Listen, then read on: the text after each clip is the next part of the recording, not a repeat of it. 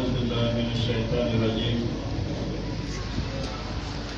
الله تبارك وتعالى وإلى مدين من نلي هذا إليه دوساري ما إقبل دوغل أخاهم ست مخبرا شعيبا النبي شعيب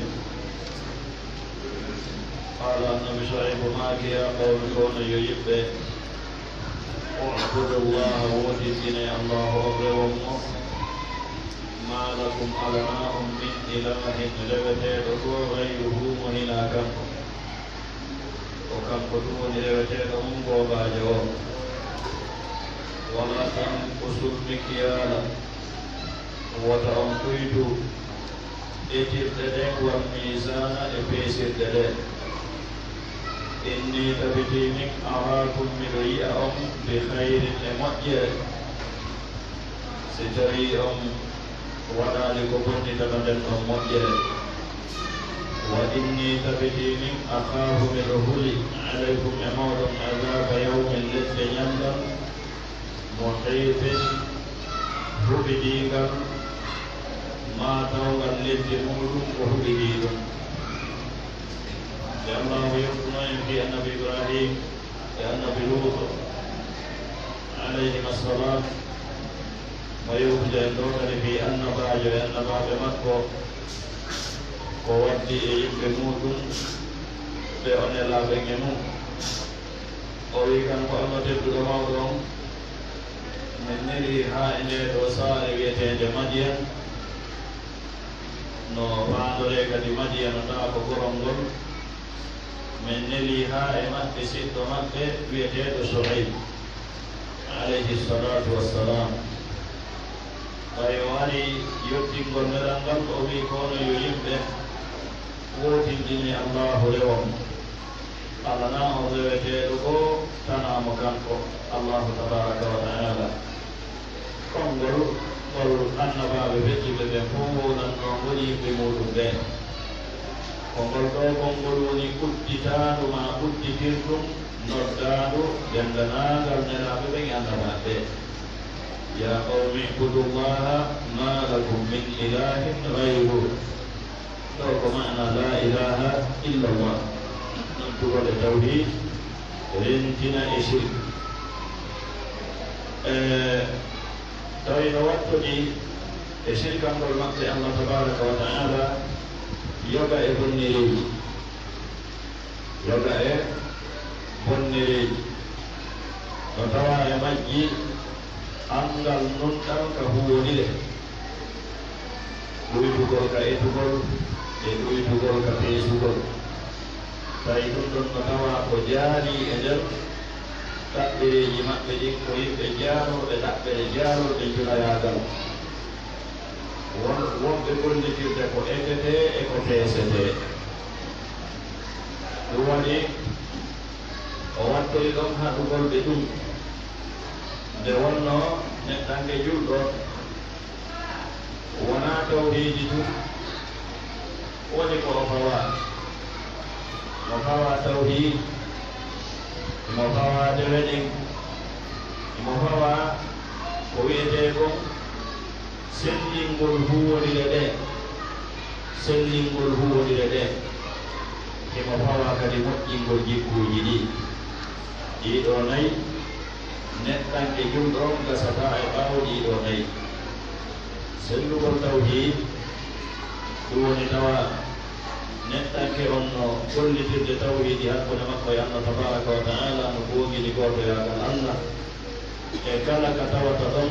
emo ɗaɓɓa googingol gootoyagal Allah tabaraka wa taala woɗɗitingol Allah emo woɗɗiti ko tendinta ɗum ɗon ko woɗɗitagol sirk wa noon tawhidi e sirku hawtidirtaaki ko ɗum waɗi si tawi dendanagal noddandoji annabaɓe no wonti koyete kon nafyu e isbat ya qawmi ibudullah no ko isbat ma lakum min ilahin gayru ko nafyu enen konngol nelaɗo men ngol andigol la ilaha ko nafyu illa llahu ko isbat dendanagal noddandu annabaɓe la ilaha illa la ilaha to wona tawhid na الله إله كتبنا توحيد ولا بد ولا لا إله إلا الله ولا نفي إثبات على رجال الغرب سوى الله وياتي يا قوم اعبدوا الله ما لكم من إله غيره سيدون بكي لا بد أن تكون كجرون تتدري وجولا وإتزكى سيدي مالك وإتزكى وهورا سيسابتي جرول والتمين ورمكو وتتهجو سيهجابتي جهجو التمين مكو يكونن جهن إكو يتكون جبل فأولوكم وسلنا هو لديه بيونو ونا أو هو دفندي ونا أو غير يورد سكونا هاتو جنا نيامكو هاتو جنا يرغو ونا كدي منته سكونا موايا هجا كبروه ونارا فداره وناتا إلى الميري ونيامه بيها ونانو ko neɗɗanke al-insanu madani neɗɗanke labudda o wuurida e bani jinsihi o wuurida e ɗimmoɓe makko ɓe mo jogii ko ɓe hattojini e junngo makko mo jogii ko hattojini e junngo maɓɓe neɗɗanke no karamokoɓe go wi annasu ba'duhum li ba'din khadam wa in lam yash'uru no waɗuɗa wona waɗuɗani ka kurkanade goɗɗo goɗɗo no kurkanade hay si tawi noon a konta konɗa wadde konko kurkanagol goɗɗo goɗɗo go kadi konta koni wadde konko kurkanagol ma kono ko ni yimɓe ɓe woniri a wawata waɗande hoore maji fof wano woniri hay goto wawata waɗande hoore mum ɗi fof oɗo yahugol adde marchandise yangoya ɗaɓɓoya jinda ha heɓa marchandise rondomo waɗa fere yango tampa ha hewtinamo ka leydi ɗo ɓe yanganagol ɗi goɗɗo a newinanimo waɗi ha joni o immoto kanko woɓɓe woni hato jinaka yoɓande bansi adduɗo ma noon no gasa defowo mo sakkina wuure en no rewɗen soble maɗa ta so tawi ko kanko yahanayno ka konko woni ma kanko remaynoko wata noon e waɗi oɗo kadi buuɗi ko yangi o ɗaɓɓi konko woni ƴettude konko suudira ko adduɗa kon ɗum kadi no wasa ko an woni yanganade e wanko kala no yanganade goɗɗo ko ɗum waɗi goɗɗo o mara fayda ko manto e hoore oya almuhim haara nde fu wondire ko maɗe moƴƴat ka jula yagal kari hulu ka métier yagal ka fonctionnaire yagal koma ɗum ɗon laaɓa wono noon kadi jikkuji ɗin ɗi moƴƴat ko ɗum waɗi kala ko manki e muɗum harayno mankiri diina on tigi ka memay diina on tigi ka mo feni e nder ɗaɓɓere memay diina makko mo jampike e nder ɗaɓɓere memay diina makko mo boni jikku memay diina makko anon ɗum ɗo fof diina no yamirma no holluma ko honno feƴƴitirta dan ko ɗum annabi Shuaybu maki wa ya qawmi o inni ɓe tikwata o ɗuytu ettugol ngol ma ettirde ɗen e peesirde ɗen paƴa centimétre on sariyare ɗen ɗuytande ma waɗa kota won wono ɗuytinte julaɓe no andi ko on woni waɗirde bokkiji ɗi attu jiyar humul hujjar illa man barra wa sadaq idan wonno noon kadi ɗoytugol peesirɗe ɗe peesoɓe ɓen no andi no woni waɗirde bonkiji ha tawata ko woni peesude kon tan on timma o attori haɗugol ɗoytugol ƴettugol ngol e peesugol ngol yilti o andini ɓe himo sutiɓe e moƴƴere hiɓe mali ko ɓe julora hiɓe mali ko ɓe ñaama hiɓe mali ko ɓe yara wonde maɓɓe ɗin no ɗuggi ko yimɓe woni wullude ko fof jamano e moƴƴere so woni woɓɓe ɓe ala heɓde ko ɓe ñaama ɓe ala heɓde ko ɓe yara ɓe ala ka ɓe wona ɓe ala ko ɓe ɓorno an Allah tabaraka wa taala no waɗanma ɗum ko fof inni arakum bi hayri si on ayni nden moƴƴere o yettiri Allah nden moƴƴere o waɗali ko bonnata nde aray o nafi hoore سيو ذلك نوفي مدى وجد لكم إذا كنت في نعمة فرعها فإن الذنوب تزيد النعم سيدا نعمة أيضا تنكو هيو قوالي نجي كوليجي إنت نعمة بس ضرب الله مثلا قرية كانت آمنة مطمئنة يأتيها رزقها رغدا من كل مكان فكفرت بأنعم الله فأذاقها الله لباس الجوع والخوف بما كانوا يصنعون. إذن وإذ تأذن ربكم لئن شكرتم لأزيدنكم ولئن كفرتم إن عذابي لشديد. إذن هذا نعمة مودع المؤمن أيضا tidak mukjizat yaitu Allah dan mukjizat kita yang dia mukjizat di Allah wa tamma Quran Nabi Syuaib yaitu mungkin ini arakum bi khair beliau yang mukjizat itu suci orang yang mukjizat nah ini kata sendiri yang tahu belum ini mukjizat alhamdulillah kalau sama-sama lagi man asbaha minkum aminan fi sirbihi آمنا في سربه معافا في جسده وعنده قوت يومه فكأنما حيزت له الدنيا بحذافيره كلا يموت به وتيم هولي أو لدق كري أراك ولدنوك آمنا في سربه معافا في جسده نسلي كبنته نونا ولا كرفتان وعنده قوت يومه ibu mali ko nyama den nyande kampo e gure makko kala e modo mo vimpi tawi tawi ido tati no timmani dum paka annama hisat lahu dunya bi hadabiha asikka e jonna ma Allah hokete anu sa jonna ma Allah mo usuluji tawdi din ko din don dara ko nasi wana usul wonu be de o de tati sina fi tutti e bi jalla e bi wonu jadi punya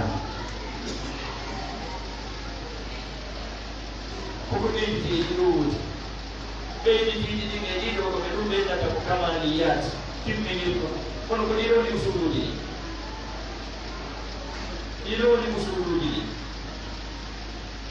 idan hari ini berwaktu illa wa yatira Allah tabaraka wa ta'ala jibu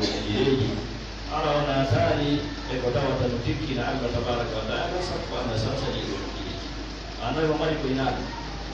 ni yomari Allah ko ina idan oyi ba dum kampo annabi Shuaib alaihi salatu wassalam midohuli e do mo don ledde nyandal ngal ledde mo dum mudidi ngal ledde mo dum mudidi bawo dum mo yamiri be timmi ko e to gongol e pesu gongol bawo hadde be dudu gongol ويا قوم كونوا أوفوا المكيال تمني إتدلي والميزان إبيسدلي تمني لطول بالإسبي سبحان الله نعم الله نبيل تنادي وأن النبي شعيب يوم ويبن ونو أدري يودر لهم هدو يودر لهم وفيني ما يكون هدو ويا قوم منور دكون مينا كون يو جيب بيالا دون دي أنا بسعيد كويب كموان نبي يسمو يوم كذا يوم تو كان في اللي يقول له كويب بفهم كذا كل ما يوم أو كل مكيا يوم يتم من يتوان كل كون تم من يتوان كل ما هم به كون به يجي له يوم Quran ko wonɗo ɗo o woni yewti Quran ko wonɗo ɗo o woni yewti ko ɗum waɗi en janggi ka akhlaqul ulama wala woɓɓe kadi e winande nden ka fadlul islam janggi ɗon dama ɓawo yewti o inni kala neɗɗo miijiiɗo nden o yewtere ko fi yimɓe fettunooɓe nde woni yewtude kanko tawata kanko o jeeya kay wona ɓe yewtere ɗe aɗa ɓeddi eɗen qur'ana ko wonɗo ɗon oɗi yew timmine etugol ngol e peesugol ngol ma timmine etirɗe ɗen timminon peesirɗe ɗen mo kala no anndi ko honɗum Allah yewti fii ɗoytayde ɗen etirɗe ɗen e peesirɗe ɗen waylun lilmutaffifin alladina ida kanu ala nnasi yastarhun wa ida kanuhum aw wazanuhum yukhsirun ala yadunnu ulaika annahum mabu'uthun li yawmin adhim yawma yaqumu nnasu li rabbil alamin idan ɗum ɗo golle ɗen ko tindini ko wonde oɗo hoɗaki miñalaɗe ɗum kono anndi ko woni ɗuytude ka peese muɗum ka etugol muɗum ɗi marchandise ji ɗi woni soodoyde ɗuyta qualité majji o adda yeeya ɗi piri ɗi qualité muɗum towiɗi aɗum si sa fuydi qualité o ɗum piri o won noon ko heɓirnoɗa qualité o ko wona ɗum heɓirɗa on o kam yetiɗo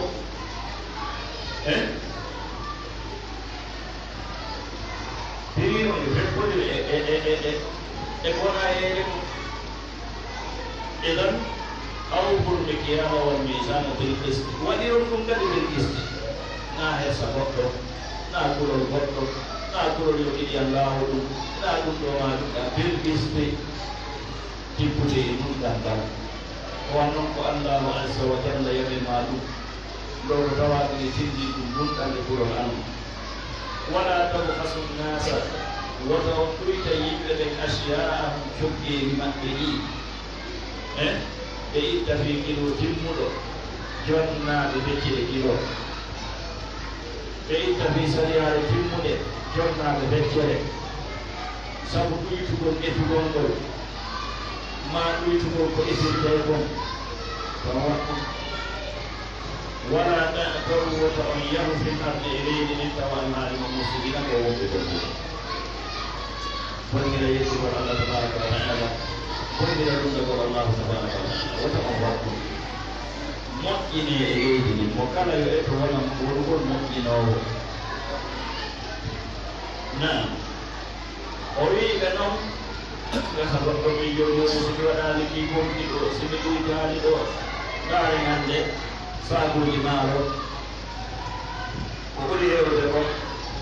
sa ƴetti saaku maaro mo 50 kilo ma ƴetti saaku maaro mo 25 kilo tawi ɓe jogii ko ɓe jogii balance a yehi a yutti ko maaro ma ƴetti ko maaro a fawi e hoore balance timmuɗo ka wonno 50 kilo ko 50 kilo yaltata hande wona maaro wona sima wona tool wona hayhu si wona embere mum haanude ɗen kino ɗuyta ko amma ko yalit o yo moƴƴi négocie ɗo yo moƴƴine kanko waɗi ton haa ɗuyta ma si tawi woni koko timmi ari no woodi hannde ko wona ƴetteede tuɗɗi woccitee saaku maaro on ukkee e nder muɗum yuppee haa ka faaraaɗo yuppude o faaraaɗo yo yuppu sima wona noon ko nanndi hen wona noon siko goɗɗo kadi jonnaaɓe mo métier o jonnaa golle yo ɓuri on tan no ɗuytirde denen ɗo mo kala wonɗo timminde hannde hino fanɗi kono noon inchallahu e to taweɗa e seeɗaɓe timminoɓe ɓen alkhayru baɓen fi hadihi ɗum ta gooto inno wonde hay gooto timminowo ala ɗum alana hay gooto no woni yomɓe timminde alhamdulillah e to taweɗa e ɓen ɗon si a timmini oɗo etiɗo ha saaku 9 maaro wontere mo saaku 10 maaro o yeeyi on saaku 9 maaro piri saaku 10 maaro e an oɗo timminɗo saaku 9 maaro on jogiɗamo saaku 9 yeeyiɗamo saaku 9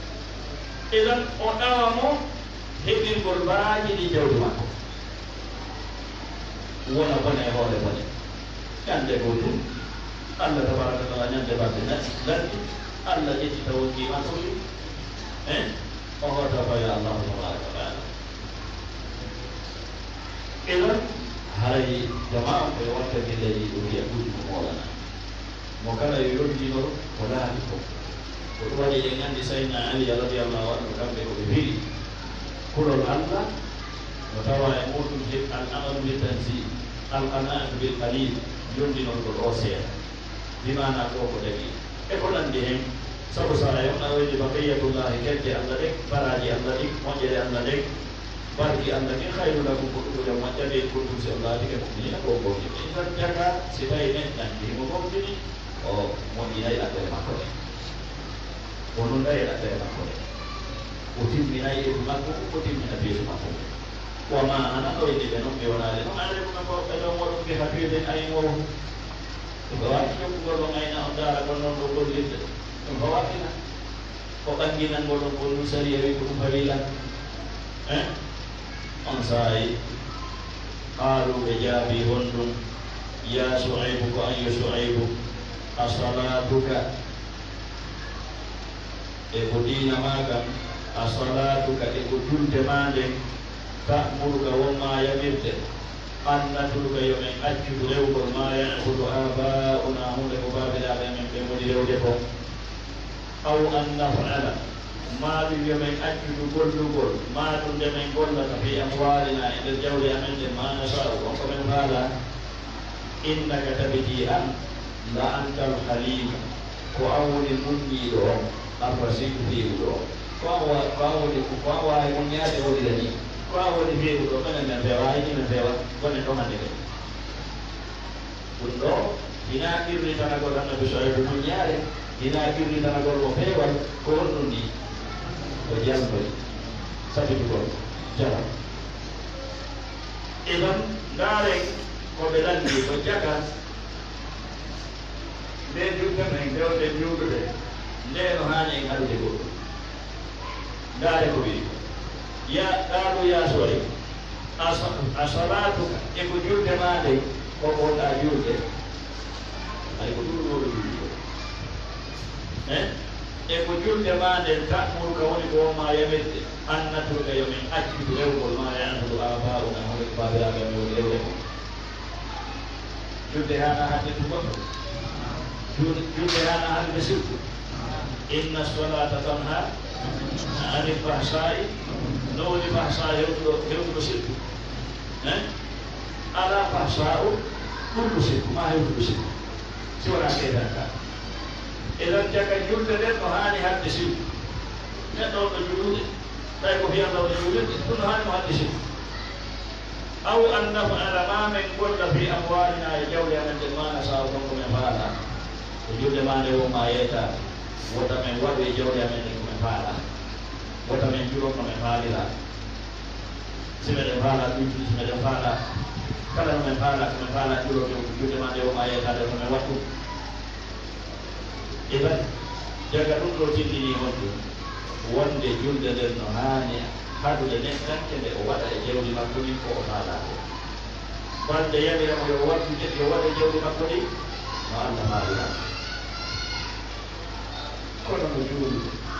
hatta waɗa e jawdi ɗi ɓooƴi ɗi faala si inni yo yeeyi ko harmi yeere si inni yo yeeyi ko harmiri yeeyire ko harmi si inni yo yeeyi saaka harmi yeeyi ko yeeye saaka harmi yeeyi amma no woni saaji har yeeyi ko tonko no har الذين آمنوا إذا نودي للصلاة من يوم الجمعة فاسعوا إلى ذكر الله وذروا البيع يقول لهم ندقي يقول لهم نهار وهكذا إذا انتقد يجد نهاني هذا يجيب به ولوالي سنوالي حديث يتكلم مقوبة ونوالي هذا حديث قال لي إن الصلاة تنهى عن الفحشاء والمنكر وبري من لم تنهى صلاته عن الفحشاء والمنكر فلا صلاة له wonde kala mo juuti mum nde haɗaali ɗum fasaade munkar aɗa mala juuɗe ha juuɗe nden tima anno sino timmi ɗum Allah yiɗi haɗay inna salata tanha anil fahsai والمنكر. إذن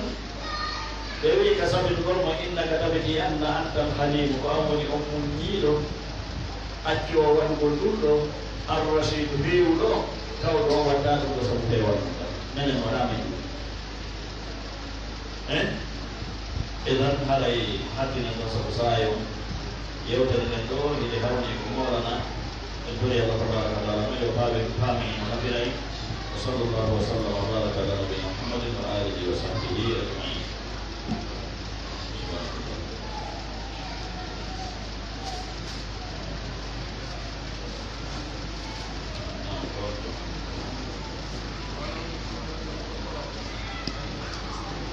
بسم الله الرحمن الرحيم. صلى الله وسلم وبارك على نبينا محمد وعلى آله وصحبه أجمعين. Imam rahimahullah omagi nobagina de suruh sakki tolong suruh puji mak bedi awara sewawi limu de ibu ibaye ibu de kasir ibaye aram ha to ko do sakki to ibaye ibu mobil do di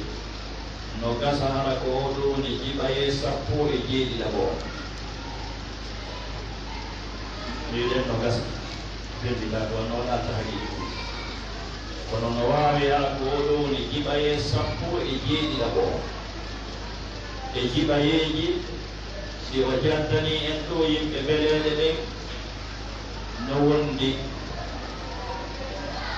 no jigi dilande yimbe fi abuji dina mandeka fi tu eta kol hata bita wonde shirku ji be wadde di wana shirku wonde bidi aji be wadde di wana bidia wonde ko be wadde kon no hani no mari dalil tayno din dalilaji ko kala ko be wi atako no wali wa no weru libado e beto si weru liba ma e hore beto du wonta wondu kasir maksud pusa munci to kono hujjali mabbe riway ko je hujja fetere ko ngaden ara yana e manji ma yana e fetere ko ngaden ko wadi non fawsi foti ko hayre de bidi weeru on ma ko weeru on bidi hayre de ko mo ko yeddi do ko yondo ko weeru. إذن وماكي ولهم شبهة أخرى هنا وقت بيجيب أيكو ولو نساكي دورو بيجيب أيكي دورو بيجيب دوري وهم ولما جيب أيكي وهي كوني قصة إبراهيم وقصة النبي إبراهيم عليه الصلاة والسلام. فنو ولكم بكو بيجيتي في قصة النبي إبراهيم لما ألقي في النار لأفرنا وكيده كان النبي إبراهيم عليه الصلاة والسلام لأن القرآن يجيدون كبين لهم ألقوه في الجحيم فأفرنا كيده اعترف ويبتنو له في مكة كان Nabi Ibrahim Jibril Sayyidina Jibril yang ditanima wayan di ekor muade fil hawai kawe wayan ditanya Nabi Ibrahim kawe ofenya ni Nabi Ibrahim kawe faqala lahu kan Sayyidina Jibril yani Nabi Ibrahim alaka hajatun alaka ihnoda ma hajatun ma fa Bukti dinama kaso, waliyadu billah. Ma bukti dinama jette kono Nabi Ibrahim warra doni hakke de fere de di rupa ma bukti dinama fere de kadali de. On si kari woni marko dole. Wow domo hedude tuwala. On landi ke mo hidamari haju hidamari mapa. On mari mapa non to ka marama. Kono ni mapa mako. Ko mi wata onate ko to kasi. Dio wataopele ngekuiti dio fala no lolu de wala lolu ono man ko maabi ka wala dalen tawhid hola gon wonde kañum no famili Allah subhanahu wa ta'ala si tay ko gissa on sey ma yewta di ko fa qala ibrahim annabi ibrahim maaki gissa o wi amma ilayka amma ima an jibril fala bimana maraha de an jibril maraha de falau dewi non joni on ɗo ɗin iskalo kamande kamɓe ɓewi falau kanat l istighatha si laatinoke faaminolgol tana allah hara ɗum laatinoke shirkan ko shirku lam yaridha weeɓitatano ɗaɓɓe mana faabogo kanko jibril o weeɓitatano faabogo ala ibrahima e ɗo annabi ibrahima kamɓe ko ɗo jiɓa e maɓɓe o yaha kulasa qissa o bayti annabi ibrahima alayhi salatu wassalam o hammama fereede kayidi eɗen anndi feregol makko kayidi ɗum ɗo isa mo selli ken qur'an yeeti en wona allah yewtiri fi muɗum ka suratu safat e ɗo keedi goo ɓay woni yiitege huɓɓama yiitege sifa muɗum huɓɓaka e hoore leydi allah ni tabaraka wa taala ɓe ari ko nge huɓɓira ko fiyo annabi ibrahima ƴette fere e nder majje yiite gen hakke ko tiiɗi hiroɓe ɓe wii sollu si rewi fewno kadi woni ɗon hay koɗu tooyi wo koɗu tooyi nguleedi yiite gen tiira e sollu ɗum wiyata ɓe yiite hakke guli tawi kadi goɗɗo wata battade tan ko yiite gen joni noon koke huɓɓira ko fiyo fere magge ɓe maafi joni noon ko honno no joni o hewtinta nder magge o ko ɗo iblisa feeñani ɓe ko ndeññande iblisa holli ko wiyete ko lampura o holli ɓe moƴƴi ko lampura o yoɓe moƴƴi ko wiyete ko lampura o ɓe tumba annabi ibrahima nder ɗon ɓe hayla ɓe fero kada yiiti o ɓayti ɗum waɗi annabi ibrahima hammama feleede ka yiite sayyidina jibril o yaltitani annabi ibrahim o noddi annabi ibrahim o wi hiɗa mari haaji bimana hiɗa mari mafaare ko maforɗa wallitegol sikki ala on alhaali ɗo mo kala no anndi ko honɗum woni ko jibrilu faani annabi ibrahima maaki amma e ma an jibril mara haaji o jibril wi awatoro allah joni ɓay amara haaju e an min toro allah wo annabi ibrahima maaki ko allah andi fi an ko no ɓuri ko mi torkono ko imo andi ndiyam mo suti ko kon ɓeɗɗi imo andi ko ko ɓe faala huunde ko majjanimo ala wo annabi ibrahima alayhi salatu wassalam e jibril wadde yimɓe kamɓe yimɓe jiɓaye ɓen noon ɓe wi'i si tawino faabinorgol ko hina allah ko sirku annabi e jibril weeɓitantano annabi ibrahim fii yo annabi ibrahima acci o faabo ko ma walla ngasi yewtene faami no woodi wiruɓe balɓay annabi ibrahima hammama feregol kander yiite wo dendanangal leydi ɗi e ko woni kon e mayi e kammuɗi ɗi ɓurɗi wulnode wote ɗumni e allah jiya kum ma kum annabi ibrahim dewo ma on tawɗo gurdam muɗum tan ko rewgol ma imo ferede ka yiite wo allah inni ɗi leydi ɗi e kammu ko e goni muɗum ko o wiɗi siɗo ɗaɓɓiri on faabo faaɓe siɗo ɗaɓɓirade on faabo tettoɗe kono o adda e jawabu on en tawi ko wiiɗi o faamon en jangirde en hadde tuka jiɓaye ɗo hande faamin jiɓaye on waawen faamoygol jaabowol jiɓayeero inchallahu laaɓi kono e dow ɗum ɗon fof issa on taw ay ɗo Allah anndi se nguuray haa aroyenge nde mbi hannde ɗimmere ɗo ma senanta se ɗum waɗta e issa on o sella issa on o sella kala yewtere ko wona wowlede kon e makko yewtereji ɓuyno yewteede ko selli kon e makko o yewtere Ibnu Abbas o yewti wonde ɓayi annabi Ibrahima alayhi salatu wassalam hammama fereede ka yiide o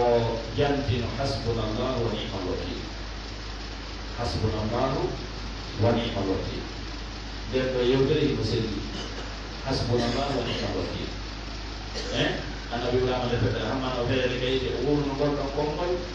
wona sahabaɓe nelaaɗo ɓe ɓayɓe innanama inna nnasa qad jama'u lakum fakhshawhum qalu hasbunallahu wa ni'mal wakil فزادهم إيمانا فانقلبوا بنعمة من الله لم يمسسهم سوء وقال حسبنا الله ونعم الوكيل وكلمة قوله نتأكد هذا جنب الله وجود هو نسب الله تبارك وتعالى هو يقول جوابهم عليه wonde ɗuwonaji muslim ɗuwonaji ɓayi kadi ɗum ɗon tiddina annabi Ibrahim ko Jibril o waɗa accede darsomo aroyeyi kono ala kulli haali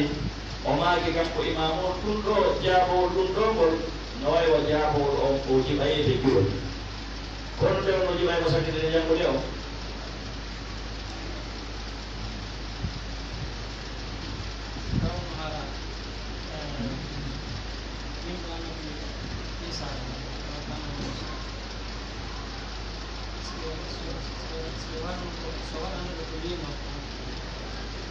Di dan Abu Musa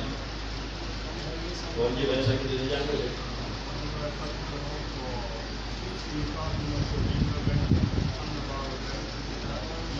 Wafi hadis Safa, Nabi Ibrahim dari Nabi Adam, Nabi Nuh, Nabi Ibrahim, Nabi Musa, Nabi Isa, Nabi Muhammad sallallahu alaihi wasallam. Dewi isi tari no kabinol ko hina Allah ko shirku nelaɗo innatano wonde yimɓe ɓe ɗaɓɓiro no annabi Adam annabi Nuhu annabi Ibrahim annabi Musa annabi Isa annabi Muhammad sallallahu alaihi wasallam yoɓe faaboyo mana ɓe ɗaɓɓiroytaɓe ɗum faabo ñande e moƴƴere kono jaabowolo jiɓayeɗo ɗum ɗon no tindini faabinol ngol ko hina Allah no selli ɗum ɗon no tindini faabinol ko hina Allah aslan taw kono no jaabowolo jiɓaye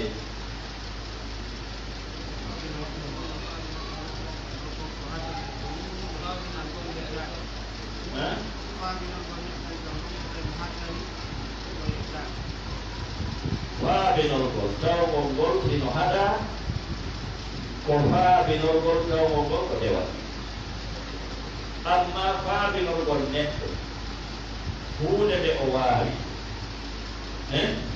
kompoyndi ɗum ɗon no haɗa hay goto ñaami ɗum haɗa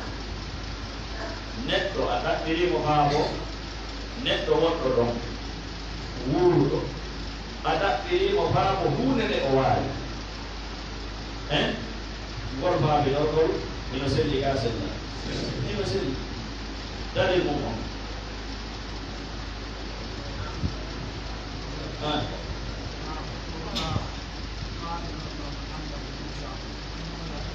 فاستغاثه الذي من شيعته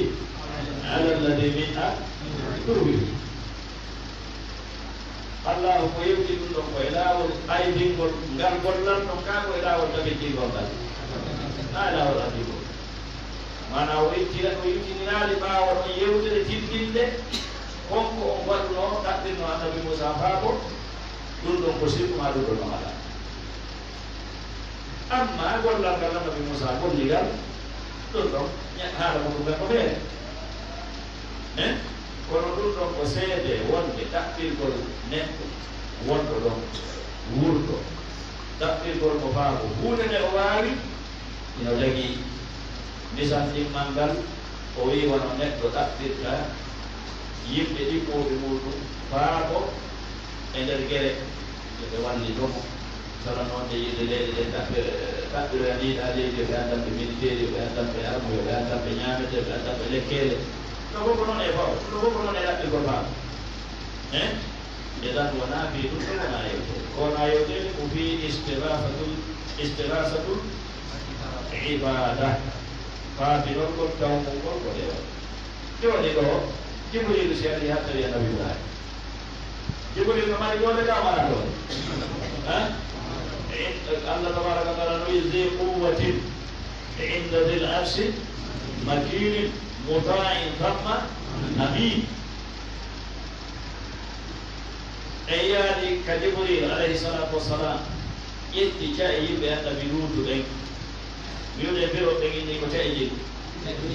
ca e jeeɗi saare ɓe haɓeta mana hoɗuɗe e mayre ɗen ko jeeɗi guluje temedere yimɓe guluje temedere yimɓe eɗan guluje temeɗɗe jeeɗi ɗo yimɓe eɗen ca e jeeɗi ca eɗen e ko woni kon e majje pelle e janɗi e hoɗuɗe e majje e ko darna e majje o ƴettiri ɗe sera gaɓe tan wonma ƴettugol ngel yiide naɓa ka faala si Allah doganike mo waɗa ƴettugol annabi ibrahima ɗon naɓa mo ka o faala taade nakkoto ɗum o wata emo waata eɗan ko waaluɗo hara no gissa on sendu ɗon ko sendu si taw no gissa on sendu si gissa on senduɗo no waawi eɗan ɗum ɗon no konte wonandema a ɓay si ɗum ɗo woni si ɗum ɗon tamputuno awa tindini wonde ɗaɓɓirgol tagaɗo faama ko tata ko Allah ɗum waawi mo sendi kono koko yiɗi ko ɓe jiɗa e sakkitoromo o sakkiti ñambude ɗon subhana man tabana ala qulubi adabay wa sallallahu ala muhammadin wa alihi wa sahbihi ajmain